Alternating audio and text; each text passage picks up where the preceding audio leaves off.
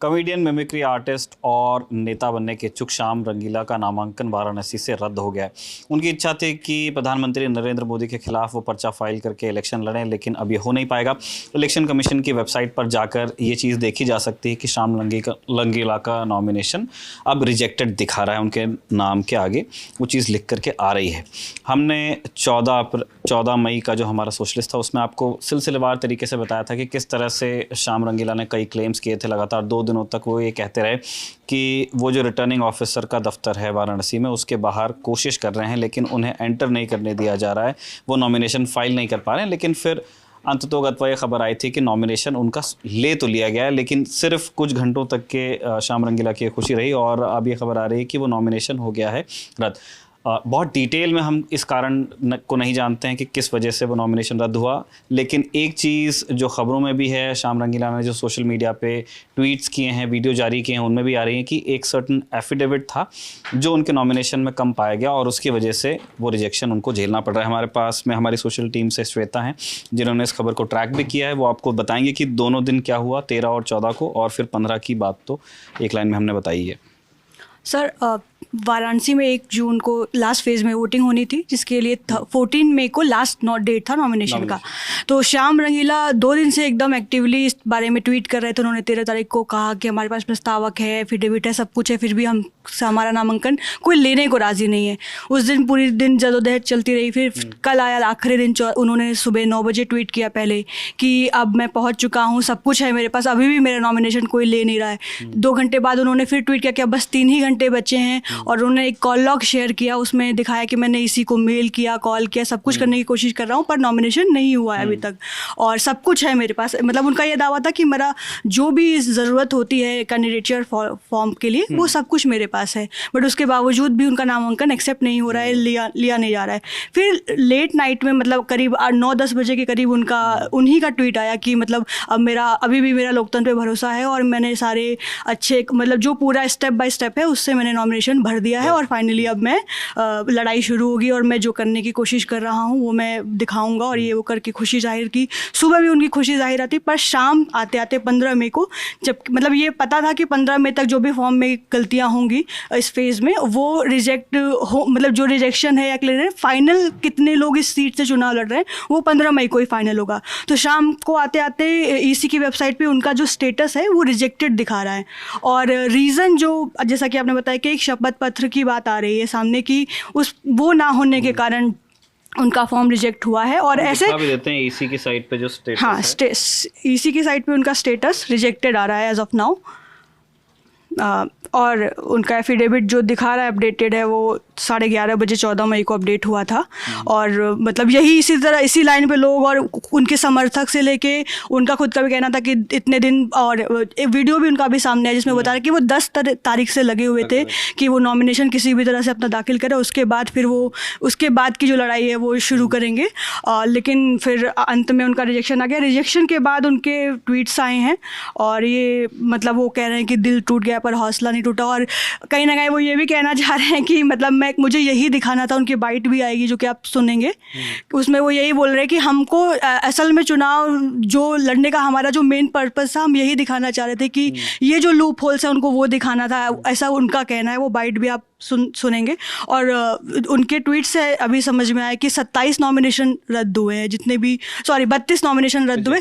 Last day 27 nomination हुए थे, including PM Modi. उन्होंने भी लास्ट डे ही इस सीट से नॉमिनेशन फाइल किया था, और जो टोटल नॉमिनेशन यहाँ पे 41 के करीब 41 नॉमिनेशन हुए थे कल तक, उनमें से 32 नॉमिनेशन रिजेक्ट हो गए हैं। तो अब रीज़न एक्चुअली में क्या है, डिटेल में और शायद दिन चढ़ने के बाद या कल तक सामने आएगा। वही है कि जैसे ये जो तमाम जो 32 के 32 रिजेक्शंस हैं उनके अपने अपने अलग अलग कारण होंगे। शाम क्योंकि एक न्यूज़ मेकर हैं और वो लगातार सोशल मीडिया पे अपनी बात रख रहे थे, इसलिए इस खबर ने एक तरह से इसको आप ये कह लीजिए कि ये खबर पिक हुई है। और शाम के केस में ये बताया जा रहा है कि एक एफिडेविट कम था। शाम उस बात को स्वीकार कर भी रहे हैं कि उन्हें ये चीज़ बताई गई थी कि उनके नॉमिनेशन में इस एक एफिडेविट की कमी है।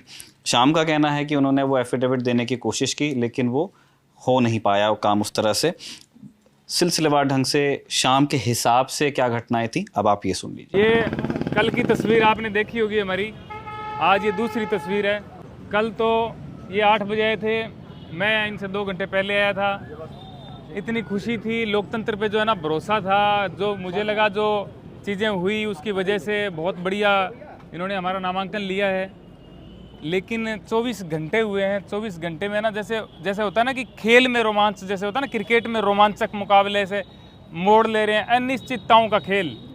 चुनाव आयोग ने इस चुनाव को वाराणसी के अंदर जो है खेल बना दिया यार, खेल बना के रख दिया है। आज हमें रिजेक्ट कर दिया गया, हमारा नॉमिनेशन रिजेक्ट कर दिया गया है। कुछ कमी नहीं, डॉक्यूमेंट में कमी हमें पता थी, इतना तो हम जानते हैं कि जहाँ पे हम लड़ने निकले हैं, जहाँ पे हमने हिम्मत दिखाई है, वहाँ पे डॉक्यूमेंट, प्रस्तावक, पैसे, ये तो चीज़ें चाहिए हमें, तब जाकर के हम लड़ पाएंगे। वो चीज़ें सारी दी। कल 3 बजे के बाद हमारा जो एंट्री हमारी हुई है वो आज मुझे समझ में आया कि क्यों हुई 3 बजे। मुझे लगा लोगों के सपोर्ट से इन पर दबाव आया है, मेरे फ़ोन करने से, मेल करने से दबाव आया है। आज डीएम साहब ने बताया है कि जो आपके डॉक्यूमेंट में कोई कमी है, आपने वो शपथ नहीं ली है। शपथ जो हम 25, 30, 27 लोग गए थे, मोदी जी के अलावा जो लोग थे, उनको शायद किसी को नहीं दिलाई गई थी। ये भी गए थे, इनको भी नहीं दिलाई गई कि हमारे साथ अधिवक्ताओं को नहीं भेजा गया, इनको नहीं भेजा, सिर्फ अकेले को बुलाया 3 बजे के बाद में। और हम गए हैं वहाँ पे, और वहाँ पे जाने के बाद में ये 8 बजे तक आए हैं। अब जो उन्होंने रीज़न दिया है, कह रहे हैं कि आपने शपथ नहीं ली। मैंने कहा सर आपने दिलाई नहीं। बोले हमारा काम थोड़ी, आप लेके आओ कहीं से। दूसरी चीज़ ये कि वहाँ पे सर क्या बोल रहे हैं, सर ये बोल रहे हैं कि आपने 14 तारीख को 2:58 पे आपने फॉर्म दिया है। अगर इसमें कमी होती तो हम आपको 3 बजे तक का टाइम देते, 14 तारीख को 3 बजे तक का टाइम देते, जिसमें आप जमा करा सकते हो। अब जब हम यहाँ पे 10 तारीख से जूझ रहे हैं, मैं आया हुआ हूँ, कोई बहुत पहले से आया हुआ है, वो 14 तारीख तक इंतज़ार करते हैं, मोदी जी के जाने के तक इंतज़ार करते हैं। 13 तारीख को पूरे दिन लाइन में रहते हैं, वहाँ पे एंट्री नहीं है किसी की। वहाँ पे पूरे दिन 4 लोग जो गए वहाँ पे 13 तारीख को, वो कौन लोग थे? वो 4 लोग हमें आंखों से दिख रहे हैं, खड़े हैं वहीं पे। इतनी धीमी प्रक्रिया बनाई गई कि जो लोग हैं उनको 14 तारीख को 3 बजे एंट्री करवाओ। वहाँ पे हमारा फार्म दिया हमने 5 बजे, और वहाँ पे टाइम लिखा हुआ है 2:58। और फिर भी उसके बाद में देखिए, हमारे पास उसकी कॉपी है, उसमें अभी लिखा गया है कि आप ये जो डॉक्यूमेंट है, ये आपको टाइम दिया जाता है जमा कराने का 14 तारीख को रात को 11:59, रात को 11:59 है।